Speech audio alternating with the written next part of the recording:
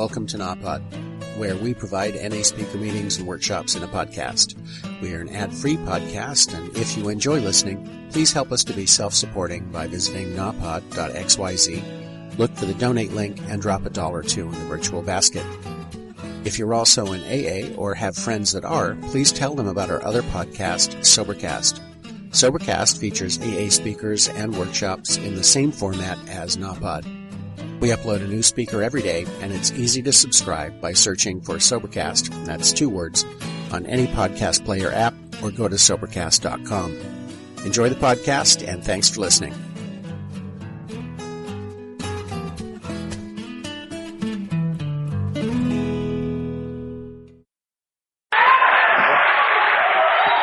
My name is Beto, and I'm an addict. And will you bear with me for a moment while I ask the Father to allow me to have the strength to speak to you tonight as honestly as I can?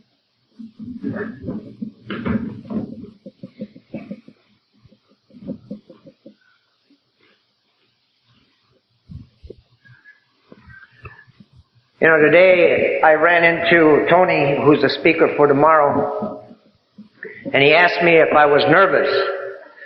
And I told him, no, I'm not nervous, I'm scared.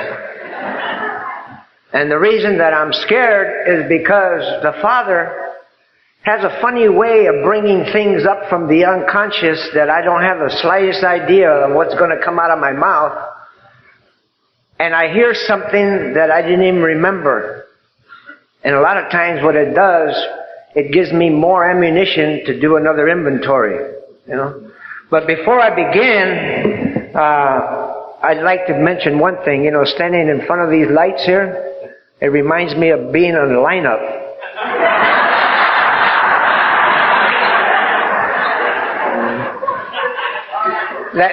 That used to be my life, you know. And you know, God has a funny way of putting me in other people's lives and other people crossing my path, because I believe very strongly in one addict helping another is without parallel. You know, I came all the way from Alaska to Michigan to go to a 12-step meeting, you know, to an H&I meeting. Last night I was sitting in the back, and this young man, Pepe, comes up to me and says, would you like to go to an H&I panel with me? And I remember what my sponsor told me. My sponsor told me, I never want to hear you say no to an NA commitment. If they ask you to go speak in a parking lot, you go speak in a parking lot. If they ask you to go speak in the shitter, you go there. You know? I don't want to ever hear that you've allowed your ego to say no, because your primary purpose is to carry the message to the addict who still suffers. Okay?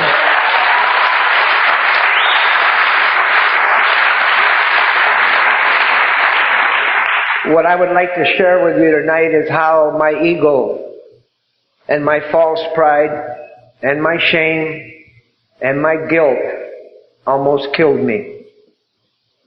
And if it wouldn't have been for Narcotics Anonymous, I would still be out there on those streets, walking around like a zombie, incapable of dying, because I didn't realize that I was a coward and I didn't have the nerve, man, to pull the lid over myself.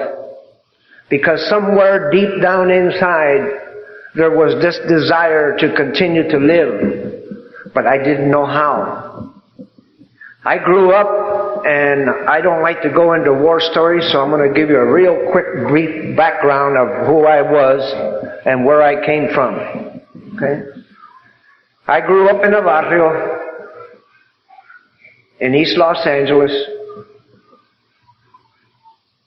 I'm 3/4 Mexican and 1/4 Mescalero Apache. I did not know how to speak English properly. I didn't know how to speak Spanish properly, so I spoke what you call Spanglish. You know? I never went to school other than to get loaded. When I was in the 7th grade, I started eating opium. I started going to juvenile hall. and I was what you call state raised. I went from juvenile hall to reformatories to penitentiaries, and in my neighborhood, the way that you gained status was that you became a heroin addict, and you ended up going through all the different institutions, and you adhered to the code to the point of murder, and when you finally went to the federal system, you were there. You know, all I ever knew how to do was stand on the corner and pose.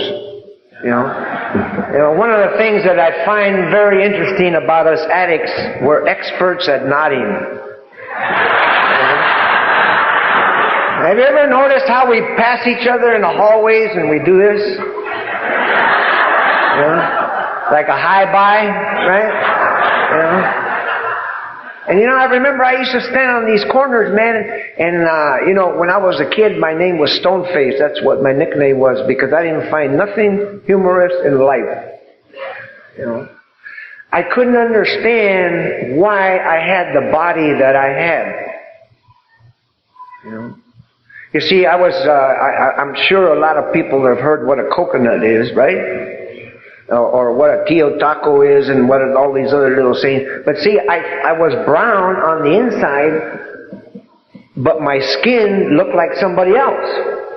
So whenever the man used to come by and I would be standing on the corner in the middle of a whole bunch of homeboys or something, the first one they would grab was me and ask me, what was I doing here? You know? And you know, the funny thing about it was, I didn't know what I was doing there. You know? All I knew is that this is what I was supposed to do. I was abandoned as a child. When I was 9 years old, I made my own shoe shine box, and I used to shine shoes. When I was 12 years old, I was working in a whorehouse. I was eating opium. And I was just starting on the road, man, of my addiction. You know, so that's who I used to be. What I would like to share with you tonight is what happened that brought me to Narcotics Anonymous. You know, I remember at one time I was sentenced to 10 to 20 years in the state for smuggling, and on top of that they had given me a federal sentence for assaulting a federal officer with intent to commit murder. He had shot me and I shot him and all this other trip, you know. And they asked me if I would be willing to program, they would give me consideration for parole. And I told them, you know what you can do with your program. I said, you're not going to get me into one of them rooms with all them snitches and all those people sniveling and everything else, so you can forget it, you know.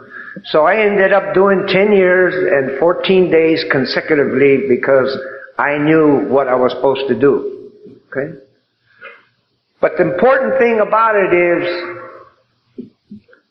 that I always felt that I was in the wrong place at the wrong time in the wrong body. You know, I had this desperate need to be accepted that I was willing to be whoever you wanted me to be. You know, I didn't care. You know, I remember my father used to kick me unconscious. You know, and of my other two brothers and my sister, he never touched them. And I remember there was one time where my groins were swollen, you know, big swollen, and I was all black and blue. And I was standing in front of this, I was about 7 years old. And I was standing in front of this mirror in front of the bathroom. And I was looking at myself, and you know, and I touched myself and everything else. And I used to tell myself, what's wrong with me? You know? Why is it that nobody wants to tell me what's wrong with me, that they're willing to treat me the way that they treat me, but nobody else is treated this way? You know? But you know, the funny thing about it was that nobody would ever tell me. So I never knew who I was. You know, I remember my father telling me, what's wrong with you? And I tell him something, he said, that isn't what's wrong with you. You know? So I learned that, you know what? I am never going to love anyone. I never told my father, I never told my mother, I never told my wife, I never told my children, I never told a human being, and I never used the word love. Because somehow, as a child, I learned that to love someone was to suffer pain. And I had made up my mind that I was not going to allow myself to love anyone. So all I did was hurt. I was a very violent person. I hurt my wife, I hurt my family, I hurt my children, I hurt everyone that was around me, and I hurt myself. And when I came to this program, people kept telling me that I had to learn how to forgive myself. And I told them, how can I learn how to forgive myself when I'm so full of shame? That I'm shame-based from a very early age. How can I correct the past? What can I do to correct, or what can I do to make amends to correct all the wrongs that I had done? And they told me what you have to do is you have to surrender. I told them, how do you surrender? And it's not important of how you surrender. All you have to do is just follow directions. And you know what? For a whole year that I was around this program, I was the biggest hypocrite that I've ever seen in Narcotics Anonymous, because I used to go to step studies and I would be talking about a certain step, and I'd punch tape 37 or 84 or whatever it was that was up here, and my mouth would go like this, And then somebody at the end of the meeting would say, man, Beto sure knows those steps, And then I'd be driving home, and then the father would talk to me, and the father would tell me, still trying to impress people, huh? You're afraid to drop your hand and let people see you as you really are, because you're scared to death that they won't be able to accept you, because they will find out who you are. And let me tell you a little bit about who I used to be. And I'll start with right after I came out of the penitentiary, because I feel that this is important. Not as important as it is of what I'm going to say, because we all come from different walks of life. We all have used different types of drugs. It's not important whether you use 1 drug or 1,000 drugs. It's not important whether you went to jail or you went to the penitentiary or you've never been there. That has nothing whatsoever to do with it, because we have all been prisoners of self. The important thing that I want to try to convey to you and relay to you is in the area of feelings. About ego and about false pride. And how we use our pride when it's convenient for us. I know as an addict, I used to say that I had a lot of pride because I adhered to the code of the neighborhood. But when it was convenient for me, I would put it aside. I remember I used to do things, man, that, I don't even want to talk about them. But I would justify them to myself, man, because you know what? It was convenient, because I was going to get some drugs. But the thing that I want to start with is, when I was, just before I had about 8 years done, my wife, I met her when she was 12 years old. She used to live across the street from me. And when we got married, she was 16 years old and I was already addicted, But this was part of what went on in the neighborhood. This is what you did, You got married to a childhood sweetheart. You went ahead and used, and you got your wife pregnant, man, and everything else, and you went to the penitentiary or you went to jail or wherever you had to go and do whatever you had to do. And she took care of the family, and she took care of everything. She would bring you drugs to prison and everything else, and the whole scam, right? Well, I was incarcerated 8 years, and when I got all of these big sentences, I had told her that, you know what, it's better for you to cut me loose, because I don't know when I'm going to get out. At that time, I had 2 sons and 1 daughter, and they were just little small kids, you know. And then she wrote me a letter after about 8 years. She wrote me a letter and she told me, you know what, I met this guy and I had a child from him. And I found out that he was married and I'd like to give this child our name. You know? And I told her, sure, okay. You know. Another year went by and she had another child just before I got out, you know.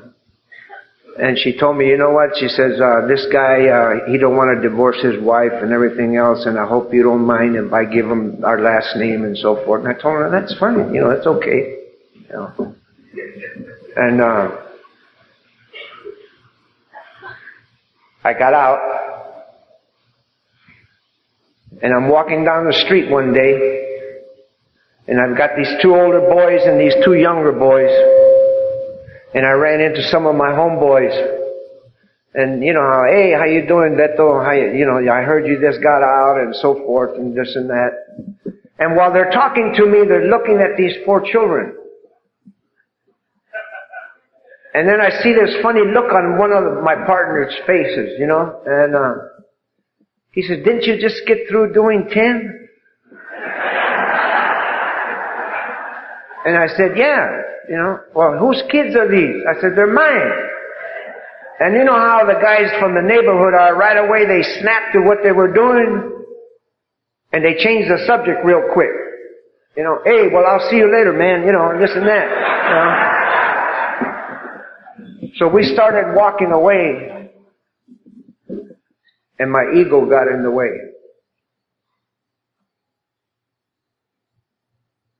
I started getting resentful.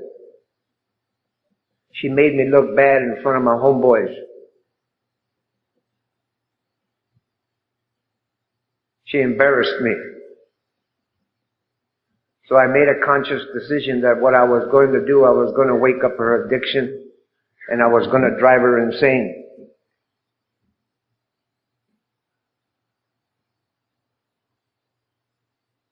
And 7 years later, one of my daughter-in-laws came and told me, you know what, you better come home, that Ceci is in bad shape, you know. So I went over there because we had split up. And I went over there, and you know what, I'm sorry, excuse me for avoiding the real issue, man, because a lot of times it's difficult for me to become naked in front of you and allow you to see me as I really was. But during those 7 years, I used to come home loaded on all type of drugs. And I used to beat her and call her a whore. I used to get my kids and pick them up, man, and throw them against the wall. The littlest kid, man, that I gave my name to, man, I remember one time, man, I shot at him.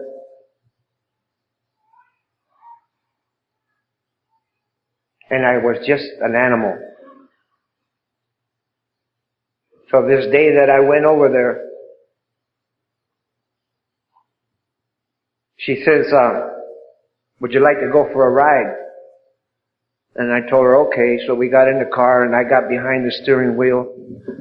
And we're going for a ride, and then she opens up her purse and she gives me some Red Devils, you know, and she tells me, here, you know. So I dropped a few. And the next thing I remember was 32 days later, I came out of this amnesia, and I was in this hospital in a wheelchair sitting out in a patio, you know. And a guy comes up and asks me, you know, I saw him and I told him, hey, come here. I said, what am I doing here, you know? And he says, do you know what your name is? I said, man, I don't want to hear that shit. You know? I said, what am I doing here? You know? Where's my wife? You know? What am I doing what is this place? You know? He says, well, wait a minute, I'll be right back. So he went and came back and wheeled me into this doctor's office, you know. And the doctor tells me, well, how you doing, this and that. I said, look, man, I don't want to hear all that. He said, well, do you know what date this is? I said, well, yesterday was March the 8th. Today must be March the 9th. But you know what? This cast and these bandages, man, they don't look like they're new. And right on his desk, you know how they have their little desk calendars? He turned that desk calendar around, and it was April the 12th. Tells me, I'm sorry your wife died instantly. And you've been having amnesia, man, for 32 days. So for the next 3 months, I walked around in the middle of summer wearing a top coat with a bottle of Technicolor pills in one pocket in an outfit, works. And the other bottle, man, some kind of alcohol. And I don't even remember, man, for 3 months, man, I just walked around, man. One time, man, they found me laying on top of my wife's grave at 5 o'clock in the morning. I don't even know how I got there. It took me 5 years being clean before I was able to go and look back and see what had actually happened, And what had actually had happened, what I found out by doing some investigation and everything, was that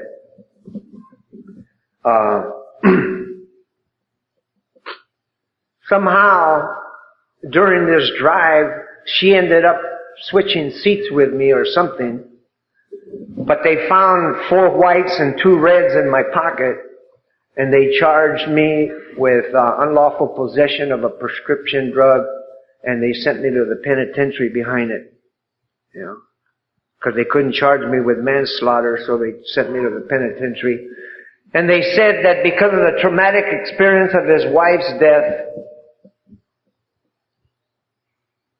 and the injuries that he received in his past history of addiction, we feel that he should be sent to a hospital type setting.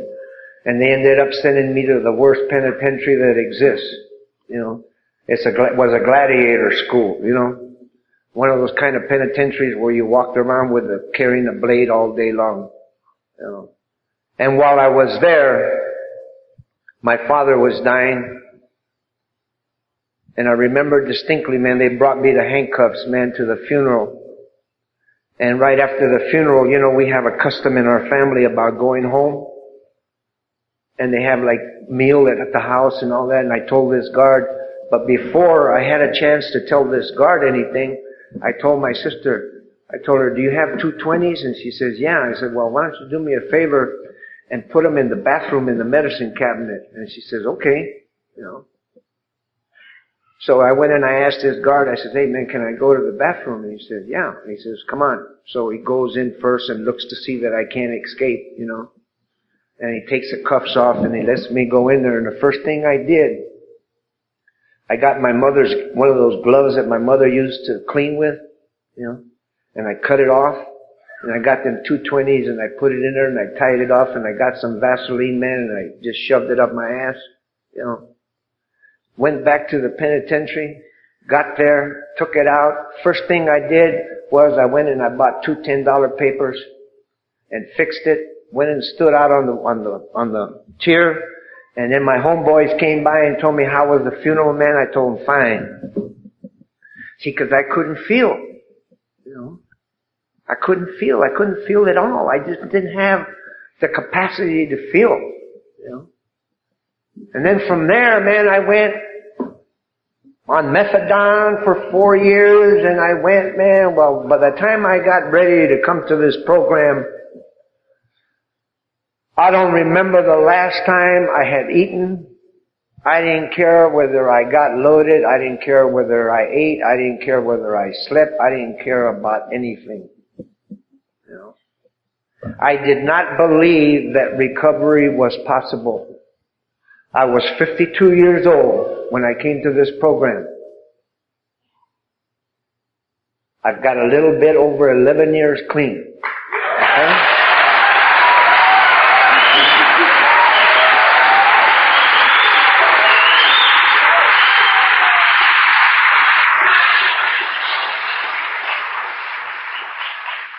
This program saved my life.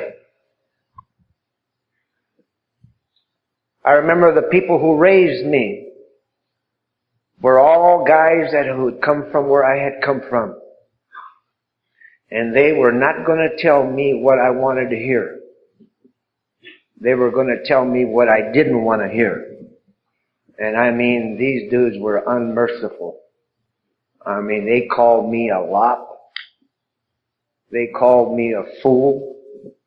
They told me that I was ignorant, that I was incapable of understanding anything because my brain was burned out. You know?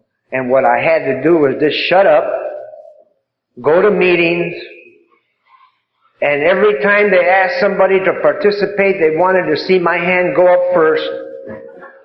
And they wanted me to go up in front of the podium and just open my mouth, and it didn't make any difference what came out. But that's what they wanted me to do, was to follow direction, right? And I told you about being this hypocrite for that first year. I remember going, this one time, man, I was going insane, you know, after about a year. And I called my sponsor up and I told him, you know what, I don't understand this second step, you know. And I said, I'd like to talk to you. And he says, well, come on over here. Come on up to the house. You know, so I drove 25 miles up to his house, you know. And I told him, you know what, man, I don't understand this step. And he had this look on his face, man, that I'll never forget. He's still with me. In fact, my sponsor was Pepe. He had 27 years clean on this program. Okay? And he died of cancer about 3 years ago, clean. You know. And we used to use together. He was my attraction when I came to this program because I knew who he was. See, like I said earlier about it makes no difference because we're all from different walks of life. You know, you'll hear different speakers in your recovery, and one day you'll hear someone tell your story. Well, this is what happened to me. You know, I heard someone who had come from where I had come from. I had used with him. I had been in the penitentiaries with him. I knew how insane he was, and I wanted what he had because he had spirituality and I had none. You know, I wanted his kind of life, you know. So he had this funny look on his face, and he told me, he said, did I ask you to understand? And I said, well, you told me, at that time we only had the little white booklet, remember? And he says, I said, you told me to read the steps and this and that. He says, did I use the word understand?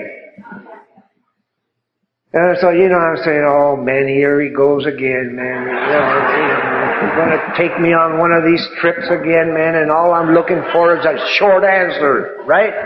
You know, believe me, just to say this humorously, okay? Even after being clean 11 years, everybody knows me that I talk only 2 or 3 seconds on a telephone.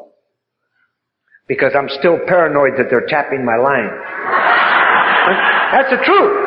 You know, everybody says, you know what, whenever you call Beto up, you better drop the message real quick because he's going to cut you off. Okay?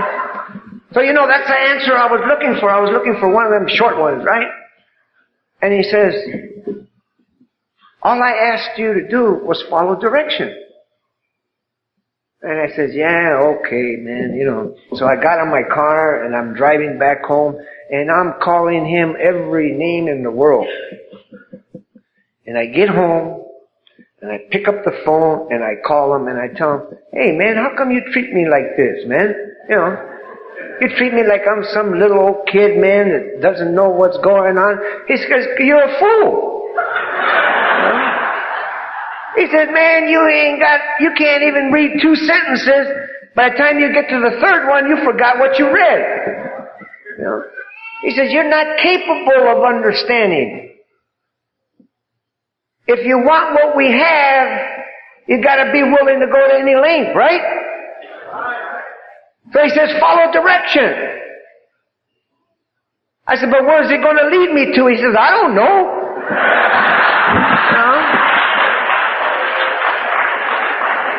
And then I say, you know, then I come up, I gotta come with a comeback, right?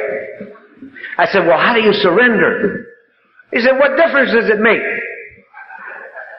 I said, okay, man. So I hung up the phone, right? You know, and I said, well, that's what I'm going to do. You know. The reason that I felt like injecting a little humor, man, I'm going to get to a serious part here. And the reason that I feel that I always have to share this is in case there's someone here tonight that is looking or wishing to hear something that feels that there's no hope. I'd like to share with you on how this fellowship carried me through one of the most traumatic periods of my recovery. Okay? And to show you how this program really works. Okay? I had about 6 months on this program. And my mom was dying of cancer. You know. And I used to go and ride the bus 3 hours to go to this hospital where my mother was at, and I'd spend a few minutes with her there, and then I'd come back on the bus. And I was in this recovery program in the Veterans Hospital that was completely NA program, you know. Everybody that was there were guys that I had known that I thought were dead, that were in recovery. They had years already being clean, you know. And they allowed me to leave the program and go see my mom and everything else, you know. And I remember about a week before my mom died, I came back from a meeting, and the nurses already knew me there, so they would let me come in the evening, you know. And I was sitting there looking at her, and I could see the pain all over her face. And she sensed my presence. And she woke up, you know, and she asked me, well, she says, did you go to a meeting? I said, yeah, Mom, I just came from a meeting, you know. And she said, well, what did you talk about? You know, and I said, well, it was about amends, you know. And I said, I'd like to make amends to you, Mom, you know, for my behavior and that caused you to have ulcers, and those ulcers became cancerous, and now, you know, you're dying from it, you know. And my mom was 83 years old, weighed about 90 pounds. She was hooked up to all these tubes and everything, you know. And she almost came out of that bed, literally, you know. And she told me something in Spanish that I've been able to translate into English as close as possible, you know. She says, how dare you have the audacity to think that you're God? You mean to tell me that you, my son, has allowed his ego to grow to such a proportion that he thinks that he has the power to make me sick? You know? And I said, wait, Mom, you know, just calm down, man, you know. See? And then my mom tells me, she says, Beto, she says, I want you to make a commitment to me. And I didn't know where my mom was coming from. You know what I mean? She says, I don't want to be cut anymore, and I don't want to be put on life support systems. And I want you to make a commitment to me that you'll allow me to die with dignity. I said, Mom, don't lay that on me. I said, I can't do that. She says, yes, you can. I said, no, I can't, you know. She says, yes, you can, because now you're not using drugs anymore, and you're in this program and you're clean. She says, you can do it. You know, and so I said, wait a minute, Mom, you know, and my sister was over, and my sister, God bless her, man, you know, I remember my sister telling me one time, I used to hear the phone ring, and I used to pray to God that it wasn't you.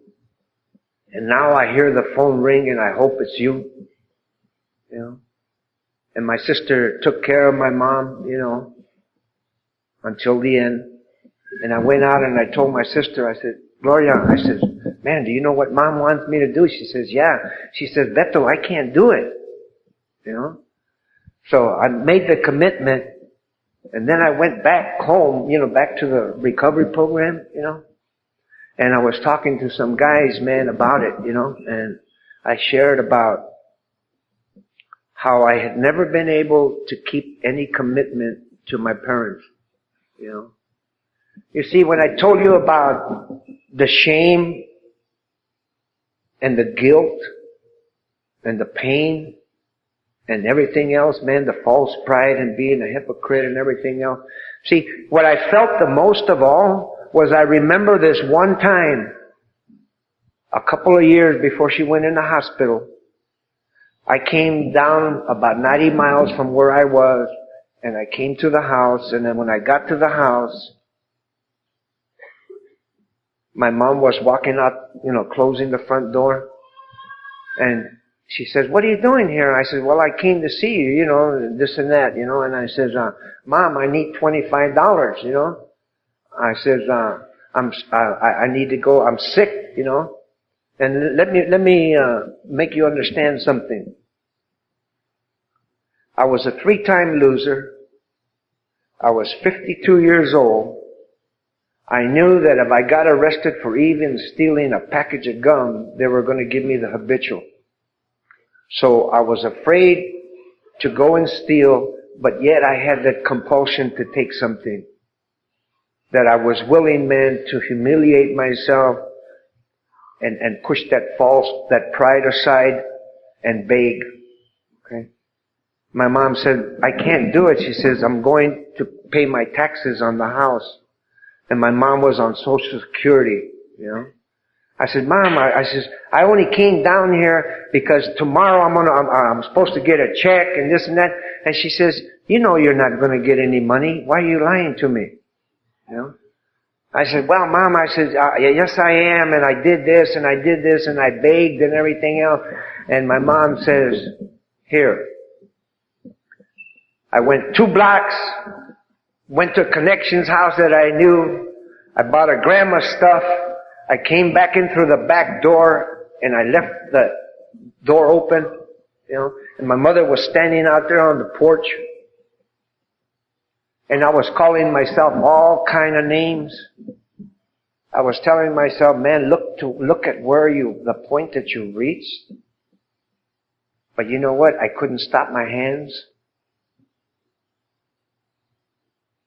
My hands opened the bag, put it in the spoon, and as I'm doing that, man, I'm calling myself every name in the book. I got off, cleaned my works, man, wrapped it up and everything else, went out on the porch, put my arm around my mother, man, and told her it's going to be all right.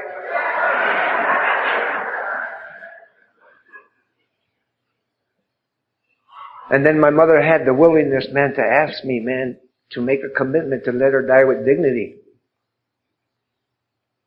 And I went crazy. They wanted to evict my mother from the hospital because I was interfering with their duties, man, of life-saving and everything else. And I told them, "Well, you do that, I'm going to do this. And I'll institute a countersuit so you won't be able to evict her and everything else." So, my mom died. And that night that she died, I went out into the foyer and I got my sister and I took her down to the end of the hallway and I told her, "You know what, Gloria? I want you above anyone else to understand something. I have feelings. I love my mom. But you know what? I don't know how to show them." And I said, "I hope you forgive me, man, because you know what? I forgot how to cry." And she says, "It's okay." She says, "I know you do." And you know what? From that day on, I remember I went back to the program and I was sitting outside on the back porch and it was in the middle of the day and I was all by myself and I heard the Father talking to me, And he said, "You know what? I'm ridding you of the compulsion to use. All you have to do is not take nothing and go to meetings and you'll be okay." And you know what? That's been true.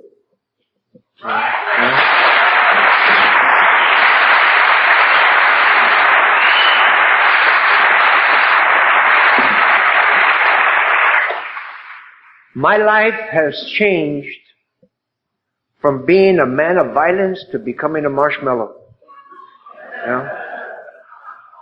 I have learned how to love through my grandchildren. And I always like to share this because I don't know about you, but I wasn't a parent, I wasn't a father, I wasn't a husband.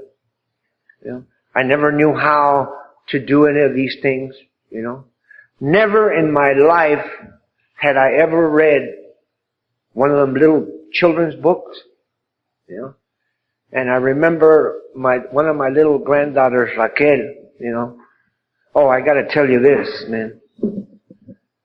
My oldest son told me at one time, why don't you do me a favor, man, and go off and die somewhere? Okay.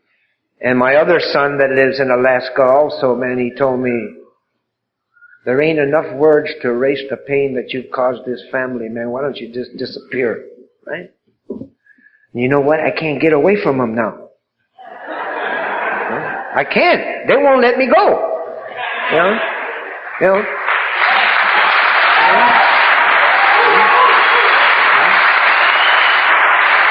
But there's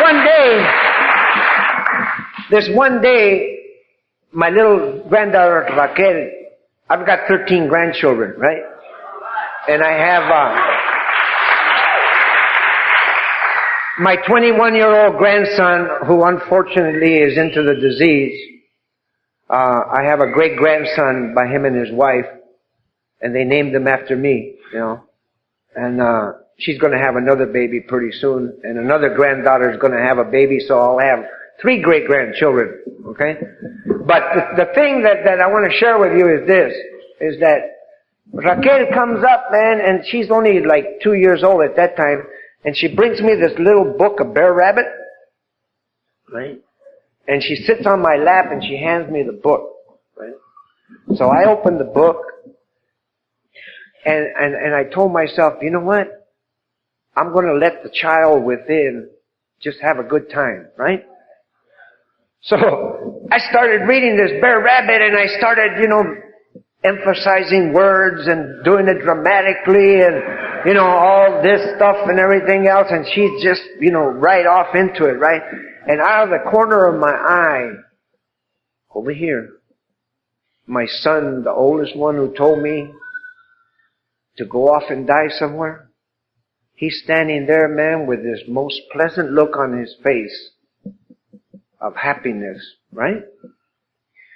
Watching his father read to his granddaughter something that he never thought he would ever live to see his father do. Okay? Because that's what this program has done for me.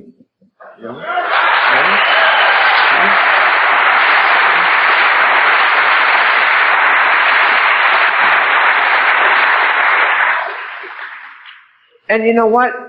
Today, I don't care. I have a picture of me. Remember I told you when I was 7 years old? I have this picture of me. I blew up to 8 by 10 in my front door. And every day that I leave my house, I tell them, you know what? I'm going to let you come out and play for a while today, and don't worry about it, man, because nobody's going to hurt you, because I'm going to take care of you. Right?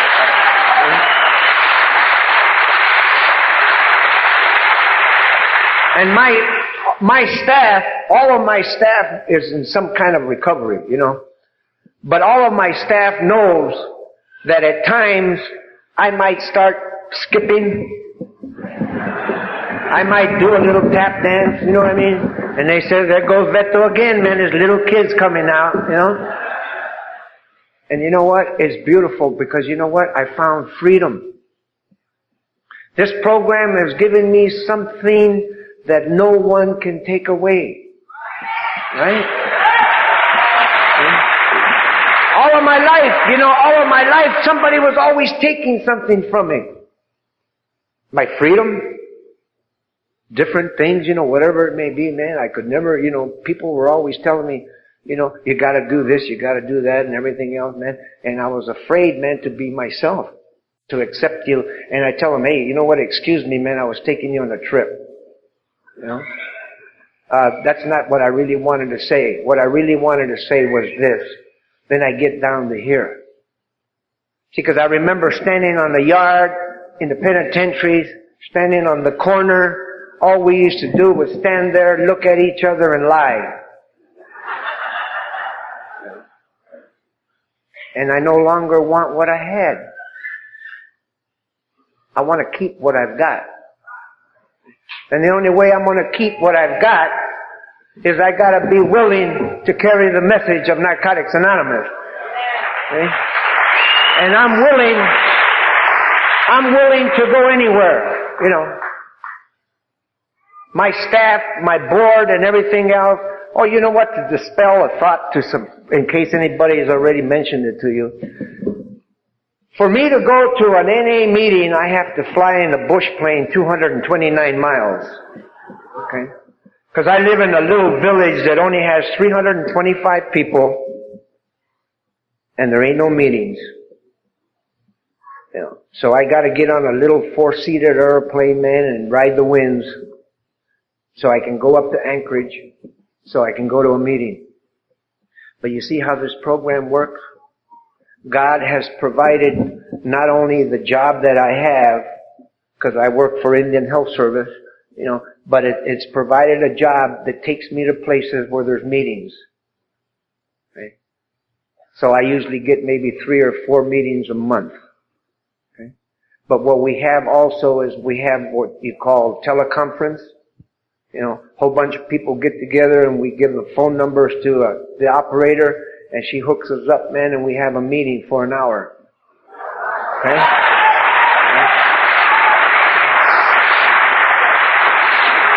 Because, you see, I remember when I first came to one of my first meetings, I heard him say, if you're willing to go to any length, right? I remember Pepe telling me this. And I'd like to kind of, before I close this, before I tell you this, I want to tell you this part. Today, not only do I have the freedom and spirituality that I have, but I also have a different way of life, and I think differently than what I used to think. You know, today I'm a sea kayaker. You know, every day after work, I kayak an hour down and an hour back every day. You know, in winter time, I cross country ski and I go mountaineering, skiing, and everything else. And I live in a place that is full of serenity. Okay? I have the love of my family. You know, one of my daughter-in-law there, man, insists that I eat with them 5 days a week, like if I didn't really want it, right?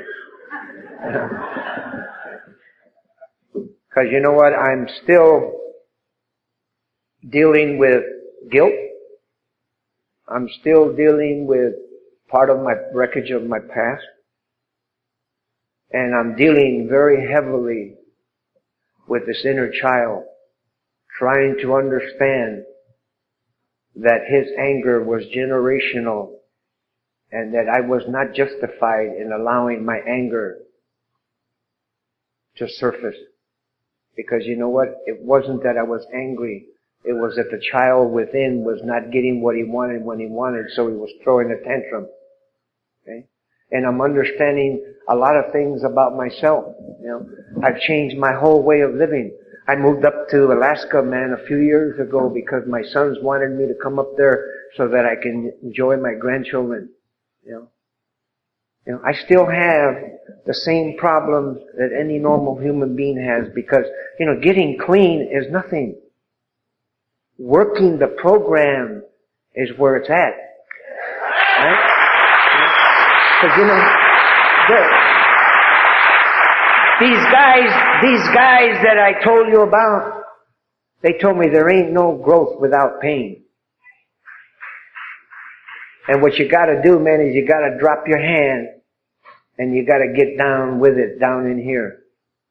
And you gotta hear that confusion so that you can correct it. And the only way you're going to do it is you gotta talk from your heart. You know? And you know, it's still difficult. It's still hard. But I have one thing that sustains me. I always have the freedom to talk to the Father, to ask Him for strength. See? You know, right now I feel like I want to cry. And I know that, you know what?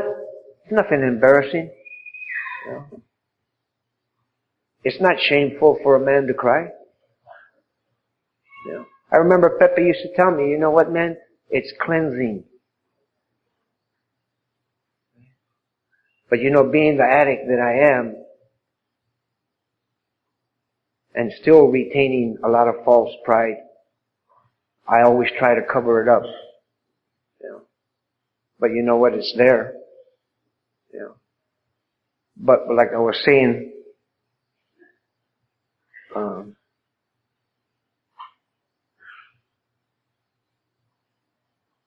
getting clean doesn't make you walk on water. You still have all the frailties of being a human being. And I remember Pepe telling me one time, you know what? The only thing that's important is that you stay clean. Everything else is Mickey Mouse. I said, what do you mean, Mickey Mouse, man? He says, you didn't come to Narcotics Anonymous to look for a job, an apartment, a car, an old lady, a relationship. What you came here for was to find an answer to your insanity. That's all. Right?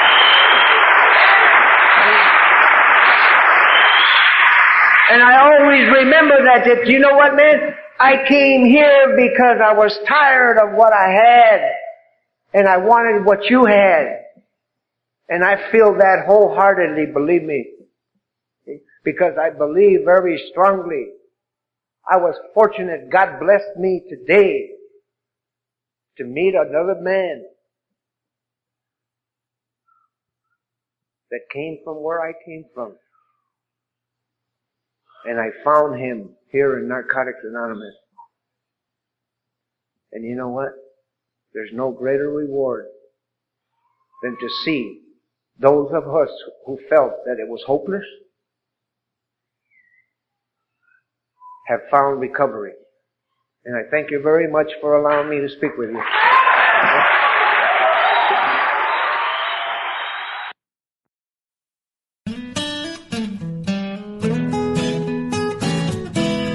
Thank you for listening. I hope you enjoyed the podcast. Please help us improve our ranking so others can find us by putting a review on Stitcher, iTunes, or your favorite podcast index. Napod is ad-free thanks to the folks supporting the show with $1 more per month. If you enjoy listening, you can join them by going to napod.xyz and looking for the donate link. Thank you for listening. Have a great day.